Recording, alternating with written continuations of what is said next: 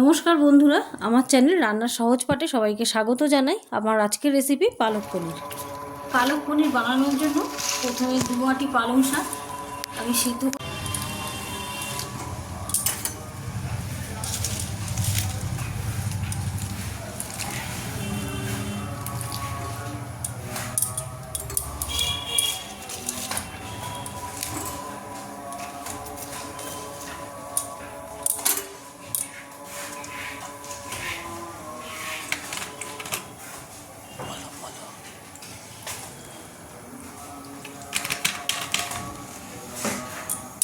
দু থেকে 3 মিনিট লাগবে এটা সিদ্ধ হতে।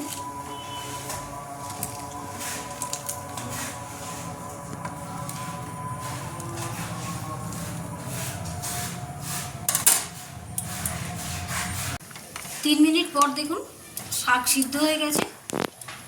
এবার আমি এটাকে জল থেকে তুলে ঠান্ডা জলের মধ্যে দিয়ে দেবো, ফ্রিজে রাখা ঠান্ডা জলের মধ্যে। এবং কটা কাজু, 7-8টা কাজু এর সাথে দিয়ে আমি পেস্ট করে নেবো, আর 2টো কাঁচা লঙ্কা দিয়ে। এটাকে আগে ঠান্ডা জলের মধ্যে ট্রান্সফার করে দেবো। তারপর পালং শাক, কাঁচা লঙ্কা এবং কাজুটা একসাথে পেস্ট করে নেব। শাকটা আমার পেস্ট করা হয়ে গেছে বন্ধুরা। এবার কড়াইতে 3 টেবিল চামচ মতো সাদা তেল দিয়ে তার মধ্যে গোটা জিরে ফোড়ন দিলাম। ফোড়নের গন্ধ বেরোলে তার মধ্যে 1 টেবিল চামচ রসুন কুচি দিয়ে দিলাম।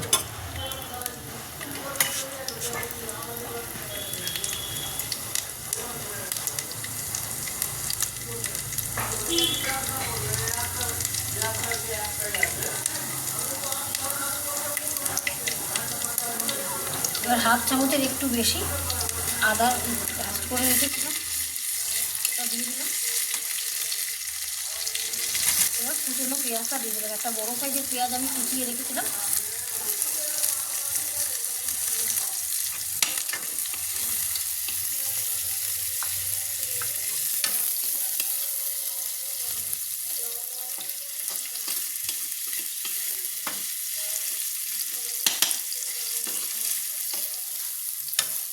হালকা ভাজা হলে ওর মধ্যে একটা গোটা টমেটো দিয়ে দিলাম। এবার টমেটোটা নরম হওয়ার জন্য পরিমাণ মতো নুন দিয়ে দেবো।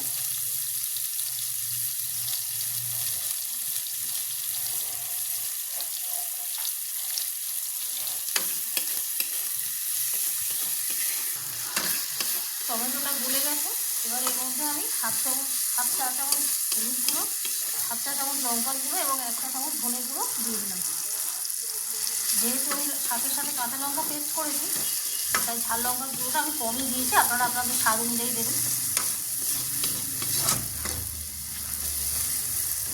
করে বেটে নেওয়া পালং শাকটা এর মধ্যে আমি দিয়ে দিলাম।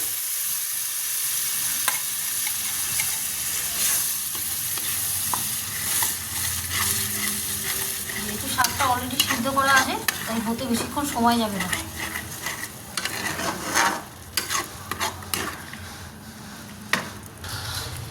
এবার এর মধ্যে আমি কিউব করে কেটে রাখা পনিরগুলো দিয়ে দিলাম।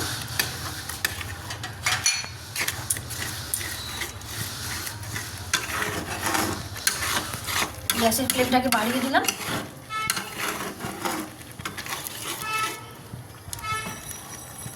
দেখুন শাকের জলটা অনেকটাই টেনে এসেছে। এই পর্যায়ে আমি 2 টেবিল চামচ ক্রিম এর মধ্যে দিয়ে দেবো।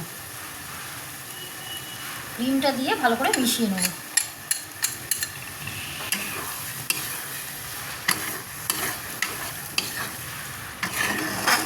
এবং এর সাথে অ্যাড করে দেবো 1 চামচ চিনি।